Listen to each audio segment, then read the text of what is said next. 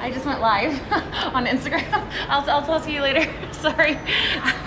So guys, I've just got friends everywhere. It's one of my Excel fitness friends. Hey guys, what's up? So this live video goes out to my ladies, and I want to tell you guys a story. I was really thinking about it this morning, and I was just like, what's going on with our women? What is going on? Like, why do we have so many hormone problems? Why is it so hard for women to lose weight? And I was really like, okay, Tara, dig into this, like, be really honest. And I really truly felt, I'm like, they gotta get in here and they gotta lift some weights. And I'm gonna tell you why. Okay, let me start with a story. Good morning, Brett. Hey guys, let me tell you a story. When I was growing up, I was always chubby, okay? It's definitely in my family, always chubby. It was always a struggle. I remember being, finally by high school, like I was aware of it. I wanted to like date boys, and I was like, oh, this sucks. I want to lose weight. And I remember having these friends who were, I remember I had this one friend and she was like super skinny, and she would eat her peanut butter cups and regular Coke for lunch every day. And I was like eating my like half a turkey sandwich and skim milk, and I was just like, gosh, like why is this so hard? And I remember just feeling frustrated all the time, like trying so hard, I was like 16, I'm like trying so hard to like just not eat as much, and eventually would cave and eat too much, and just felt like totally exasperated. Fast forward. Oh yes, this is for you, Sarah. I'm gonna talk about that. We're gonna talk about the beets, girl. Guys, please, women, please listen to this, hear me out. So fast forward to after I had babies and I couldn't lose baby weight, and I remember like I have felt that pain of like ultimate frustration of like, I'm never gonna figure this out. I can't do it. Like apparently other women can do it. I can't. Like I'm never gonna lose weight. I like that frustrated, exasperated, like I just want some trainer to come live with me and like force me to not eat this crap, or I've felt that pain. I've been in that place. And you know what? I even got to the point where I was running full 26-mile marathons, still couldn't get to that place. And I was like eating kind of healthy, right? Like I was trying my freaking hardest. And you know what changed the game? Freaking lifting weights. And you know what? Now I'm one of those, I want to say a bad word so bad, but I'm one of those annoying bees who can eat a whole bunch of food and not gain weight. And you know why? Because I lift weights. Like these muscles, we need them. It is total BS that like only guys need to have muscles and strength. These I was like, what can I call them? What can I call the muscles? Well, let's call them calorie absorbers, okay? So you can build up a whole bunch of calorie absorbers into your body so then you can eat more. And why is that so important?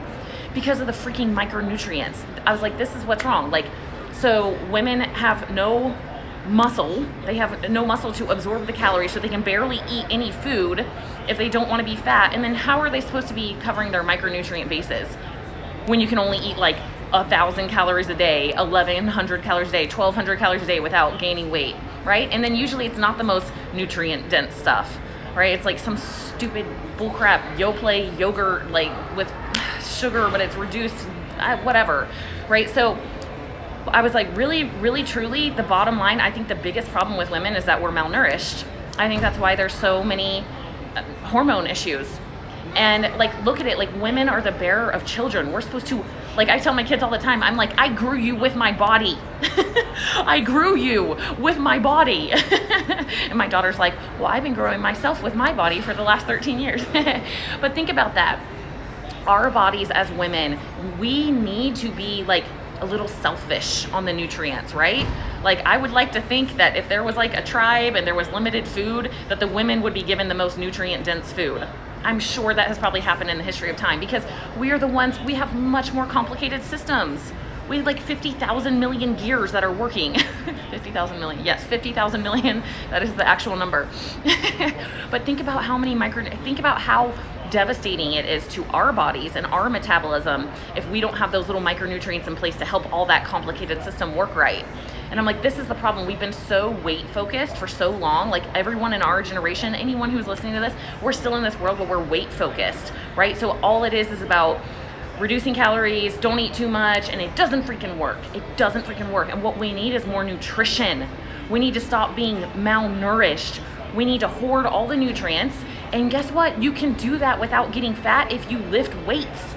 You can, I used to only be able to eat like less 1,500 calories. I definitely would still gain weight. I'm 5'7". 1,500 calories. That is a massive. That's like rapid. If I want to lose weight like fast, that's rapid weight loss for me. Okay. So now, like, my maintenance is around 2,000 calories a day. Guess how many more micronutrients I can get in my body on the daily now? Guess how much better I feel? Not to mention how powerful I feel just being stronger. Okay, Sarah right here, we had a consult yesterday, and Sarah, I basically talked her into going off of keto. And one of the things that she mentioned was, yeah, I had some beets. I felt so bad. And another thing, Sarah, you said was, like, I just love peppers. Like, peppers. Like, I wish somebody could, what did you say? I wish someone could tell me I could have peppers. And I'm like, let me be the person to tell you that you can have peppers, girlfriend. And you can have beets. And you can have these nutrient-dense foods that your body needs, right? So this is my thing with, like, ladies, like, do a phase of keto. It's good for you. It's good for you. You'll be able to go so much longer without eating. You'll be able to tap into your own fat stores. There's benefits. But don't do keto forever. Unless you have epilepsy or something that you're massively treating with keto as a therapeutic tool, there's no need for any woman with a normal metabolism to be on keto forever. It's a great phase to go through, teach your body how to burn fat for fuel, all that stuff, right? Get your gut inflammation down if you have that. But then after that, we need nutrients. And if you're sitting there in your brain saying, like, man, those raspberries look so amazing, my body's just like wants raspberries so bad, but no, I shouldn't, that's bad. No.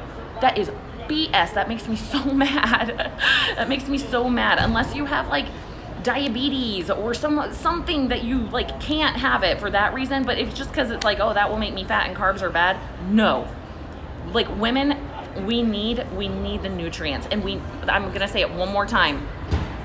We've got to lift weights. Look at the Amazons, Wonder Woman, right? Look at Avatar. I love that movie. I think that movie exemplifies health. We should be connected to nature. We should be active. We should be moving. We should be strong. We should be powerful. And we're not doing it. If you are not going to the gym in our modern lifestyle and lifting some weights, you are not getting strong.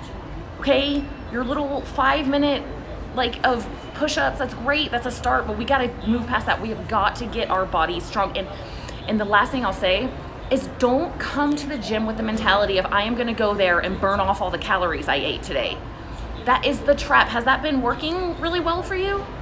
No, and that's what it makes me sad, because that's why I get triggered by workout classes. I'm not saying workout classes are bad. I'm like glad people are moving. That's good. It's like a social thing. Like, go with your girlfriends and do your Zumba. That looks so freaking fun, like do that but look at it as a bonus, an extra thing that you do. But you have to do your own personal work of getting your body stronger.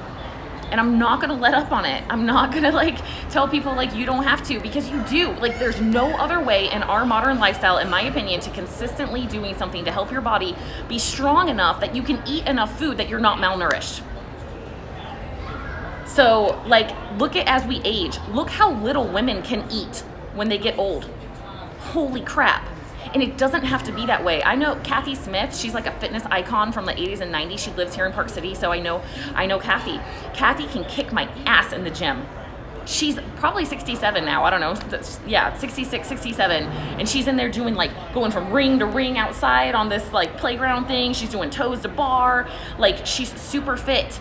And guess what? Kathy eats and she's thriving, and that's what happens when you put that work in and you get strong.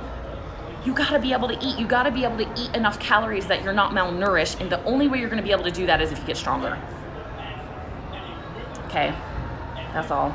So passionate about this. Slept all night as well, Sarah, because you had some carbs. Yay! Yay, you eat your beets and your peppers, Sarah. You eat them. I don't ever want to hear a woman tell me that she feels bad because she ate something from nature. Especially something nutrient-dense like beets. Holy cow. Some people's lifestyles are too busy to work out because they are poor and struggle, so all they can do is work 2 or 3 jobs. You want to know what? So last December, I had $30 to my name. I went through total life devastation. And I have 4 kids, and I'm a single mom. I had no family, no friends, no nothing to give me any sort of backup. And guess what? I still got my butt in the gym every day, and I built my business from freaking scratch. And I hustled. and I still get in there every day. So no, where there's a will, there's a way.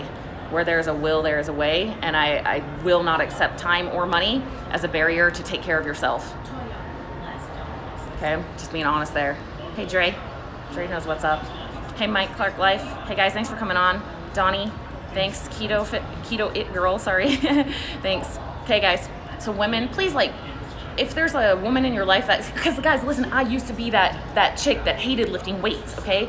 I had in my brain that exercise meant sweaty, go, burn calories, and I hated any kind of exercise that wasn't that, right? Like, I just wanted to get in there and get my heart rate up and sweat, and he's like, woo, I'm doing good, while I was still 30 pounds overweight. And my ex-husband, poor guy, he'd be like, come lift some weights with me, and I'd be like, okay. How many of you have been there, women? Because I would go over, we're doing like the chest fly machine, and he's like, you feel it? I'm like, no, I don't feel anything. I'm like being a total little brat face, you know, because I couldn't feel it, because I didn't have any neurological connection to my muscles. I didn't know. I'd never done it before. I sucked at lifting when I first started doing it. It wasn't rewarding. It wasn't fun. It wasn't my jam. It wasn't my passion. But I kept doing it out of sheer necessity. If you guys have heard my story, it was my sheer necessity. I like stopped going to this gym, actually. This is Lifetime Fitness. I used to go here when my kids were little, and I got tired of driving all the way over here, dropping off in the daycare, blah, blah, blah. So I joined a little gym down the street that was $10 a month. $10, by the way, for the excuse of not having time or money. I joined a gym for $10 a month. I put my kids to bed, exhausted, 4 kids, stay-at-home mom, and I got my ass to the gym, and I worked out every night, and I didn't know how to lift weights. I literally asked a friend, what do I do for arms? She showed me some stuff like this in my backyard. I wrote it down on a piece of notebook paper in my house, folded it up, took it with me to the gym every day, and did arms to the front, arms to the side. Okay? That's what I had written on my paper. That's how I got started lifting weights. And it wasn't rewarding, and it was intimidating, and it was embarrassing. There were all these bros and these bodybuilders, and I'm like in there all by myself as this overweight mom, and I don't even know if I'm doing it right, but I wouldn't accept it as an excuse. And I kept learning. I was like, oh, guess what? You can look up stuff online, because we live in the information age, and I can look at best arm exercises on bodybuilding.com or whatever. But like, start somewhere. So there are no excuses. And I'm telling you, ladies, it is freaking worth it. Do you want to eat? Do you want to be able to eat food and not get fat? Do you want to not have hormone problems? You got to be able to eat food and not get fat. And I feel extremely adamant, I'm not letting it go, that the only way you can do that is if you have some freaking muscle mass and you have some strength. You cannot let your metabolism down regulate to nothing if you want to be able to get in as many nutrients as you need. Okay, so you got to get in there and lift. All right, that's all. I got to go. It is my son's 12th birthday today, so I'm going to go get him some balloons and make him some birthday breakfast. And yeah, thanks for coming in. Ladies, nourish yourselves, and get all up in your power, and you freaking learn how to lift some weights, because I know women are freaking powerful, and it's